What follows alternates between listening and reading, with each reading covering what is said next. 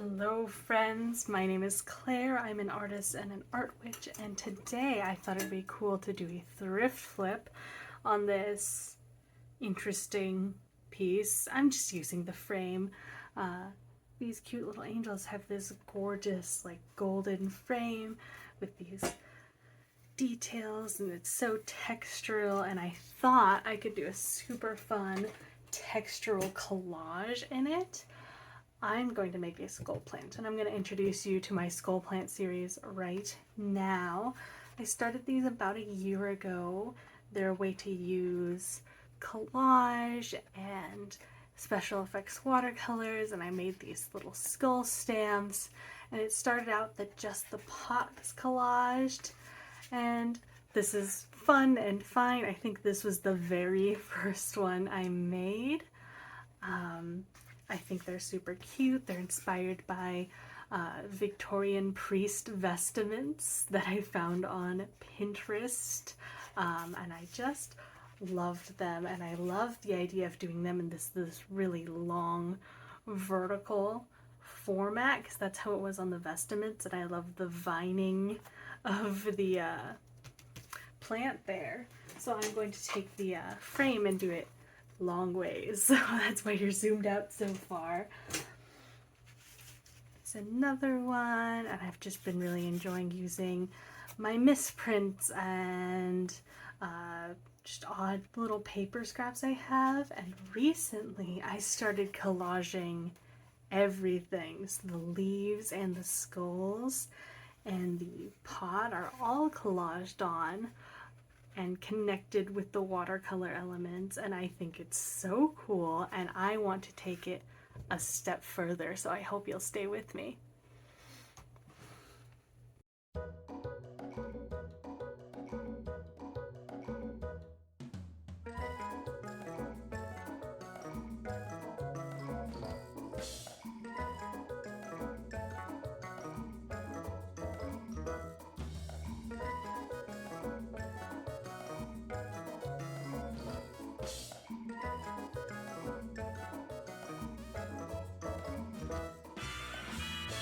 I got our little angels out of the frame, mostly so I could use it to measure my paper, and this is the biggest piece I have. It's about half an inch too small there. So I'm just gonna roll with it and maybe just tape it into the frame. I could add some little strips at the edges and not really notice, since it's already gonna be pretty scrappy and collagey anyways. So I guess I'm just gonna loosely trace this down, and then we can get started on some really fun techniques. This is watercolor paper. I could just go in, put a background on here, and start doing our skull plant collage, but I want to experiment with more texture. So I've got this paper with some florals in it, some plant matter, and I've got leftover washi paper scraps from my printmaking, because I don't throw anything away. And we're going to collage on top of this using some matte Mod Podge. And then we're going to gesso over that to create a more interesting textural surface for our skull plant to live upon. And it's such a fun technique. I learned it at a class at my local art center, and we were using it with sculptural and like architectural paintings, but I think it could be really cool as like a more abstract different background, I guess. And we're going to be doing vertically, so you're so zoomed out so you can see everything from my perspective. Alright, so the steps to this collagey textural background involves either a matte Mod Podge, some Elmer's glue, or matte medium would work the best. And I am just gluing papers onto the paper. You're going to want to tear them so you don't have a lot of straight edges. And if you're doing this to make a like a sculptural or an architectural element, you may put darker papers in darker areas. I'm just making a background, so I'm putting these on at random. They're gonna get painted over, and you just keep on doing that. It's very fun. It's kind of like being in preschool where you're just gluing random papers to your paper for fun, and you're making like turkeys that absolutely do not look like turkeys, you know? But the botanical elements made a lot of interesting texture, which I love. This is all about texture today. And I also glued this dark green washi paper at the bottom to kind of ground the composition. And then here's the really fun stuff. I have this like wispy botanical paper in my washi papers. I've used it for a lot of my grimoires, and I wanted to use it as like a textural edge that I can go in and dry brush over and bring out all of the interesting texture there. Take a shot every time I say texture. Anyways, back to the actual in-person recording.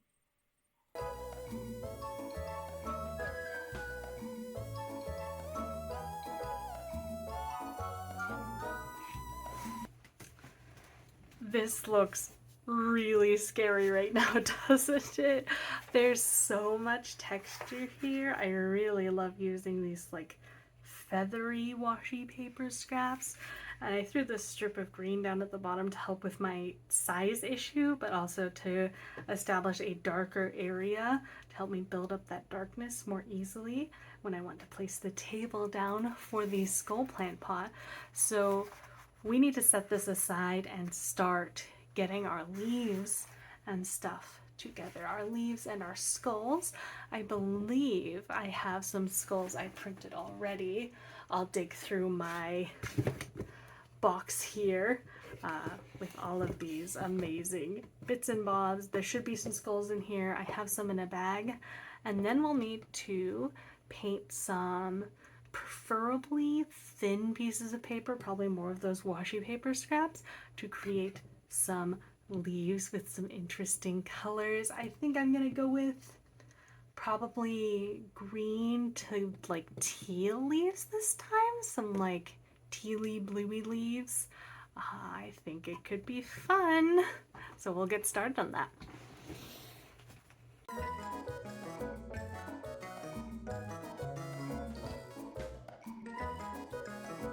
So these are the skulls that I've carved out of Speedy Carve. I don't keep my stamps very clean, and that's a personal problem. But I have them at 5 different angles, and I made these very specifically for my skull plants. I do use them in ephemera in my grimoires and mixed media collages. They really are just so useful to have around. You should just have a handful of skulls in different angles. These are mostly printed on, looks like the back of a paperback novel, like paperback novel that was falling apart. A couple different ones for some different colorations. And I also have a bag here of some that were printed on the paper from those novels. And that's going to give me even more color choices. Some lighter ones that we can use to push forward, and some darker ones to be in the shadows. And I print these with 2 different colors. I print a brown ink first and then the black over top, and it creates this really interesting dimensionality. So I have sufficient skulls. The question is leaves.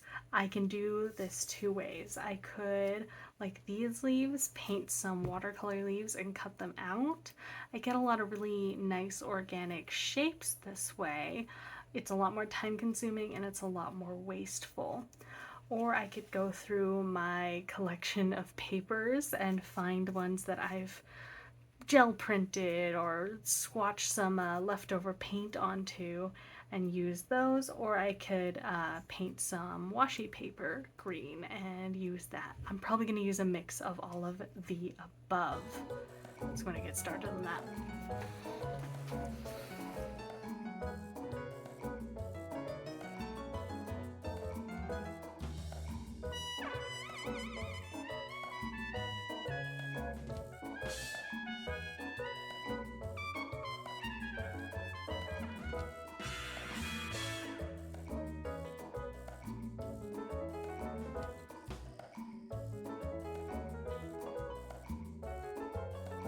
Okay, we have more than enough leaf material already, not even counting the stuff we painted, but I think that gives us more options in textures. I wanted to focus on thinner papers, so these papers I gel printed that were tracing papers, old book pages. They are kind of delicate, but they'll work as long as I don't break them. More book pages, like really cheap sketch paper that's been printed on. I brought in these blues. I don't know if we'll use them. Maybe. But I want to pick out a pot color material comparing to all of these leaves. This is my pile of collage papers I've set aside for skull plant pots. So I think this is like a misprint. I don't think I'll go with this one. I'm leaning towards this. This is a gel block print. It's so shiny and fun. I could use gold as the veining on the leaves. I think it plays really well with these colors. But we could also go like a purple like as a pop of color. That could be fun and exciting. I've got a couple different options for the textures on this. This is from cleaning up after doing some printmaking. So cleaning up my ink, I'll use a piece of paper. I also have this misprint, which has some swirling designs on it. It's more subtle than this one, but it's the same vibe. Or a gold print on like this bluish purple color paper. That's a pretty cool option.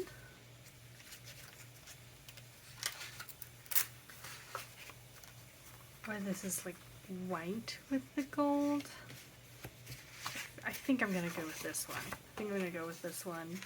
It's got some hidden bats there. I've clearly used it for a pot before, but this is gonna be a lot bigger. So I'm ready to cut out some leaves and think about what pot shape I'm going to use.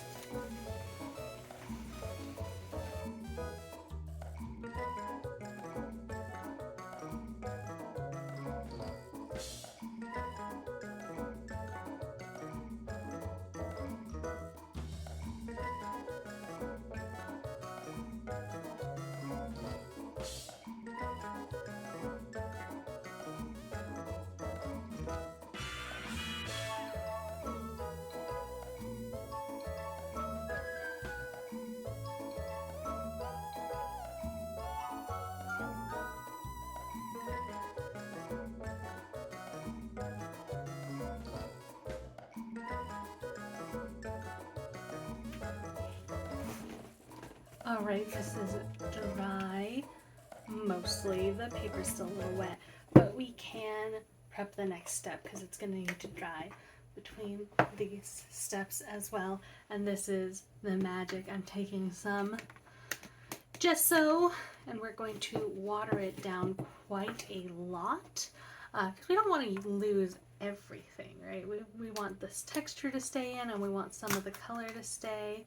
So I'm just going to plop some in here. It's about a 50-50 mix of water and gesso. It doesn't need to be perfect. Nothing in art needs to be perfect. But this will allow the watercolor to stay on top of this. It's more inexpensive than a watercolor ground. Watercolor ground is pricey.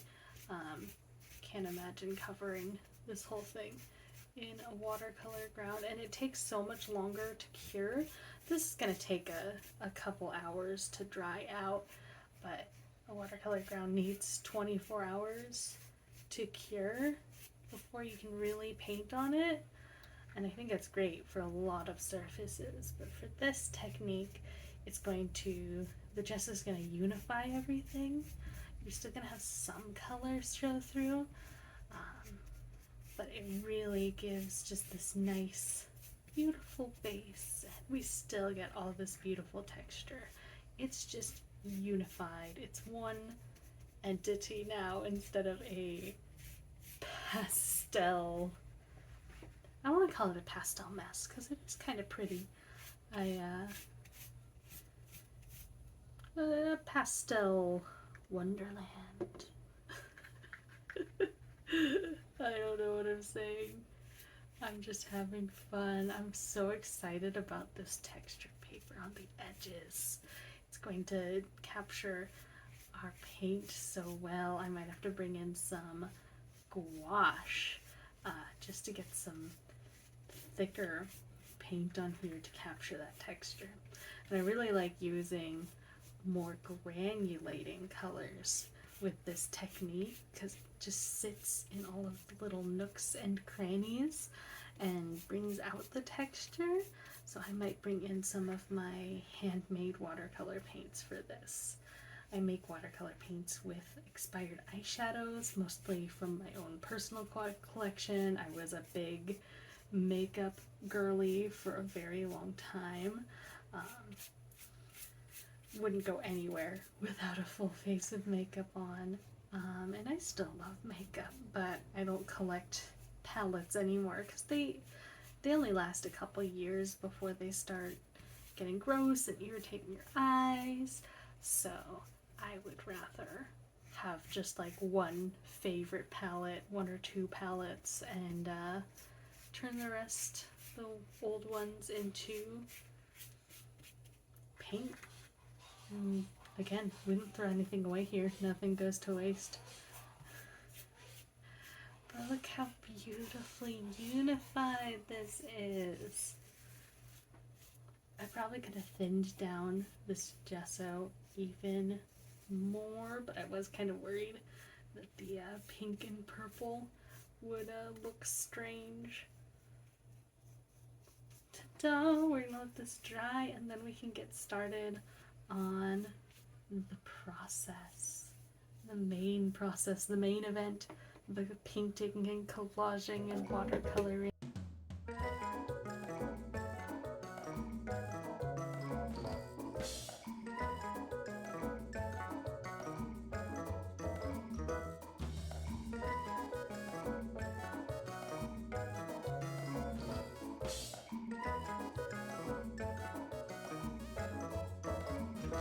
Oh, check out all of the texture. I'm obsessed. It's a little spooky and I think that's good. That's good. The eyeshadow paint that I made, it's got a lot of a cooler tone and I think it plays really well with these warmer tones. I splattered some purple glitter and some like a champagne glitter shade on here. So now we get to arrange our plant and figure out the shape we want it to be. So I'll go in and sort of just arrange my leaves and some skulls and try to figure out the shape of the plant. It'll probably just be a squiggle on up. And I may even, my pencil here, I'm gonna mark that in.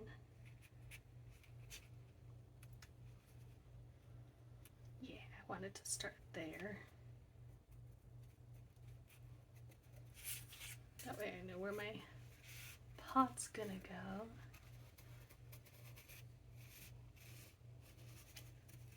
And I'm gonna come in and do over this in watercolor. And the watercolor will tie all of the leaves and skulls together because they're very different right now, right? Like these collage papers have been made over a long period of time and there's a lot of different paints on them. This has got acrylic on it, but if I get my watercolor thick enough, I should be able to get some good veining on there. And this is like a cheap craft acrylic paint here, so that'll be easy to get veining on. It's got like a powdery matte finish. Yes, exciting. Get some.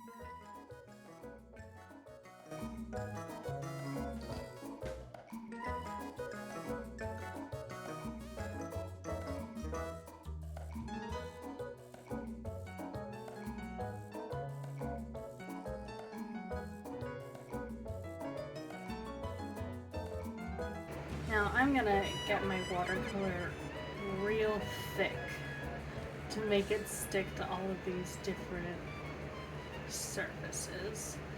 And I've just accepted my fate that I'm probably gonna have to go over it a couple times, but that's okay because I'm also going over it with some glitter paints that are rehydrating right now. A little shaky today, but I think that's okay for this project. Sometimes you're shaky. Sometimes you just gotta accept that your hands are shaky.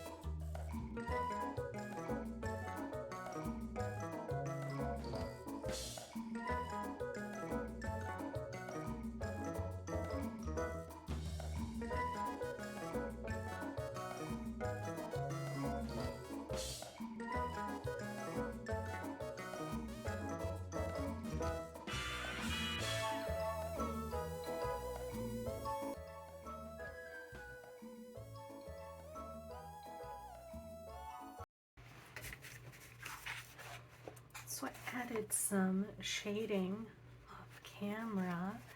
You can see the gorgeous glittery sparkles, and I think it's almost done, but I want to add some like darker outlining to this pot, I think, in probably like a purple iridescent color. I'm thinking this one. Yes. And then we'll be done.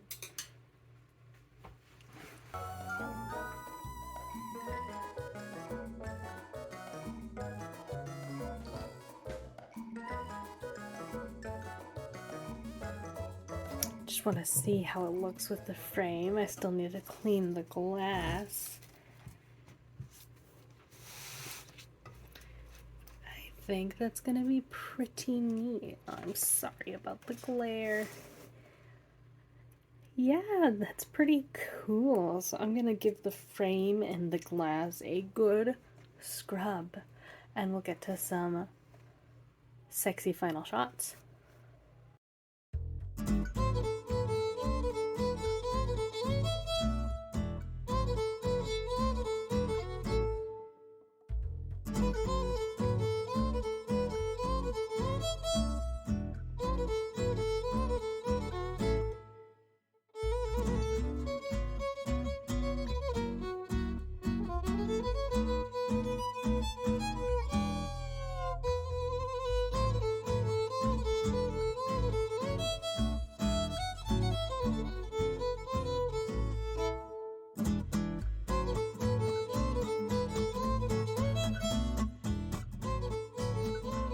It's done. I knew I was going to put a skull plant in this frame when I bought it almost immediately, but it's so exciting to see all of the interesting textures I got by combining some techniques, and I'm so sorry about the glare on the glass. I would have put it in the frame without the glass, but the glass was not coming out, and I am not going to shatter what a strange size piece of glass. I want to be very careful. But you can see all of the glitter, and there's glitter in the background, all of this gorgeous texture. The leaves really come together once the veining goes on and it feels more cohesive. I definitely like that I added the purple iridescent to the little vase that the plant is in. And I hope you liked this video. This is YouTube, so if you would like to see more of my content, please like and subscribe. I'm much more active on TikTok and Instagram, so you can follow me there to see other artwork I'm working on, and I hope you'll stick around for more. Thank you so much for watching.